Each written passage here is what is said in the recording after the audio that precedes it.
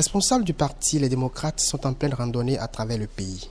Ils affûtent les armes pour prendre part effectivement aux élections législatives de janvier 2023. Pour l'étape de Cotonou, les échanges avec les militants à la base ont porté sur la question du financement des partis politiques et du positionnement des démocrates au Parlement prochain. Le sujet était au cœur des échanges ce 27 juin 2022 lors de la tribune Ça se discute de l'émission L'Écran Soir. Le journaliste Innocent Godonou pense que cette tournée de remobilisation du parti Les Démocrates est de bonne guerre. La démocratie béninoise marche et les forces politiques sont en train de remobiliser les états-majors.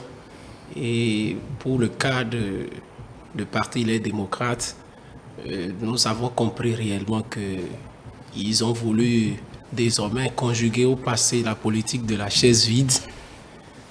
Et déjà dans les déclarations ou les interventions qui ont été faites, il faut comprendre que ils ont de réelles ambitions au fait de désormais faire partie de la représentation nationale, d'animer la vie politique et surtout ils ont l'intention à travers les déclarations de Éric Mondete qu'ils veulent conquérir le perchoir, ils veulent conquérir l'Assemblée nationale avec une majorité. Et c'est quand même un discours, à mon humble avis, surréaliste, parce qu'il faut d'abord se battre pour être au niveau de l'hémicycle et aussi après travailler pour avoir la majorité. Mais tout est possible.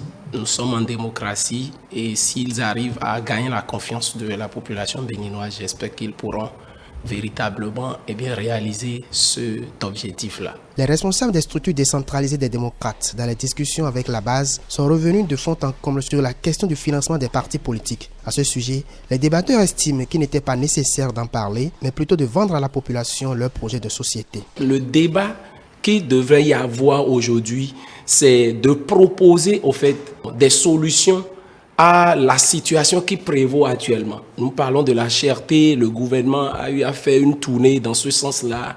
Quelle est alors leur approche, quelle est alors leur vision? Comment comptent-ils, ou bien comment comptent les démocrates faire lorsqu'ils auront, en tout cas ce pouvoir-là, lorsqu'ils auront ce mandat du peuple-là? Il ne suffit pas d'évoquer des questions sensibles aux populations pour les soulever, parce que on voit derrière ça l'idée, l'objectif, quand c'est de remobiliser les oui, mais le remobiliser, il faut que le discours soit un discours franc et non un discours un peu biaisé, parce que ce qu'ils dénoncent pour pouvoir remobiliser, c'est ceux auxquels ils devraient participer, ils ont refusé, qu'aujourd'hui, ils sont obligés de venir partager. Mais pourquoi encore, à ce stade-là, tenir un discours qui, pour moi, ça leur permet de faire de l'autopédalage, ce qui n'est pas justement aisé à faire comprendre. Donc, du coup, je demande à ce que ces partis soient beaucoup plus réalistes dans leur discours pour dire l'essentiel à leurs militants, pour les inviter aux élections prochaines. Un groupe armé a visé ce dimanche à l'aube le commissariat de Dassari, non loin de la frontière du Burkina Faso. Le bilan fait état de 4 personnes neutralisées, dont 2 policiers. Les chroniqueurs ont salué la bravoure des forces de l'ordre et exprimé leurs vives condoléances aux familles de ces policiers tombés les armes à la main. L'administrateur culturel Cécile Tonocoin pense que la coopération interrégionale pourrait aider les forces de sécurité dans leur riposte. Aujourd'hui, de Porga à Moncé et aujourd'hui Dassari, je pense que c'est beaucoup plus des...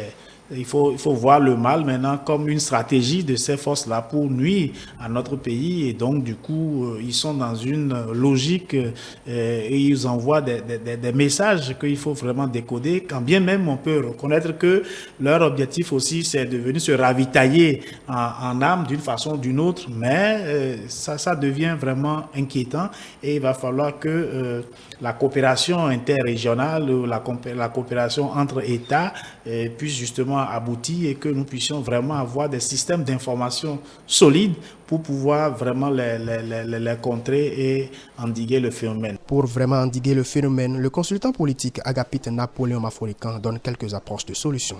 Il faut y travailler, c'est tout. Il faut y travailler. Je pense que tout le monde doit y travailler. Ça, c'est au niveau de l'État, de ce qui se passe autour de nous. Et puis après, il faut que les dirigeants au niveau mondial travaillent pour réduire l'injustice, pour réduire un certain nombre d'écarts pour réduire certaines frustrations profondes. Lorsque quelqu'un est au bout du rouleau et n'a plus rien d'autre à faire, il passe à des solutions extrêmes. On ne peut pas justifier ce qui se passe. Mais il faut qu'au niveau mondial, on réduise l'injustice. Qu'on réduise certaines postures dominatrices où on impose certains formats qui ne sont pas nécessairement peut-être ce qui doit se faire. Dans le cadre des élections législatives de janvier 2023, la liste électorale informatisée est au cœur des débats et fait couler d'encre et de salive dans tous les camps. Les invités de Romuald Nroui semblent ne pas comprendre l'inquiétude des partis politiques sur la question. Les partis politiques aujourd'hui ne sont des partis politiques qui recherchent de voir dans telle zone ou dans telle. Ils veulent engranger tout le territoire national. Du coup, tous les partis politiques ont d'intérêt dans toutes les zones. Aucun parti politique ne gagnera à avoir moins d'électeurs dans telle ou bien dans telle zone. C'est véritablement ce que les acteurs politiques craignent. Ils ont toujours en mémoire cette note, comment dire, du passé. Le consultant politique Agapit Napoléon Maforican, dans sa chronique, est revenu sur la même actualité. Pour sa part, ces débats n'ont pas raison d'être. L'ANIP est une structure de l'État et donc pas d'inquiétude. La démocratie, c'est aussi ça, avoir confiance en structure, aux structures auxquelles on a tous adhéré à travers la Constitution. Donc, l'ANIP n'est pas venue ex nihilo. L'ANIP est le produit d'une création. C'est une création de la loi. Et la loi a suivi une procédure qui lui est connue et tracée au niveau de la Constitution. Et donc, en la matière, jeter le tort sur l'ANIP, c'est jeter le tort sur l'État. À quelques 6 mois des élections législatives, les débats vont dans tous les sens. Partis politiques, institutions et autres s'activent pour des élections inclusives et sans heurts.